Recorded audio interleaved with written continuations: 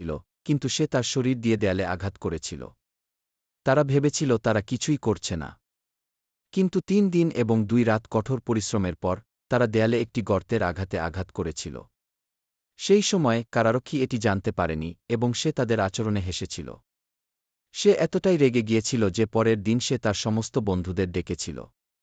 তারা যথাসাধ্য চেষ্টা করেছিল, কিন্তু তারা দেয়ালের পুরুত্বকে অবমূল্যায়ন করেছিল। এটি কেবল কাজ করেনি, বরং তারা প্রায় আহত হয়েছিল। প্রথমে তারা ভেবেছিল সবকিছু স্বাভাবিক। কিন্তু ডায়েরি ব্যর্থ হওয়ার সাথে সাথে তারা এক মুহূর্তের জন্য তাদের আত্মবিশ্বাস হারিয়ে ফেলেছিল। কারণ তারা জানত যে সফল হওয়া অসম্ভব। কিন্তু পালানোর জন্য জিয়াওশুয়াই এবং কিয়াঙ্গে তবুও জেদ ধরেছিল। যখন তারা তাদের কাজ চালিয়ে যেতে যাচ্ছিল, তখন হঠাৎ পিছন থেকে একটি বিকট শব্দ ভেসে এল। তারা কালো ধোঁয়ায় ভরা একটি হেলিকপ্টার দেখতে পেল। তারা সরাসরি তাদের কাছে এসে পৌঁছাল। আরও ভয়াবহ বিষয় হল তারা ঘুরে দাঁড়ানোর আগেই হেলিকপ্টারটি হঠাৎ দেয়াল থেকে পড়ে গেল।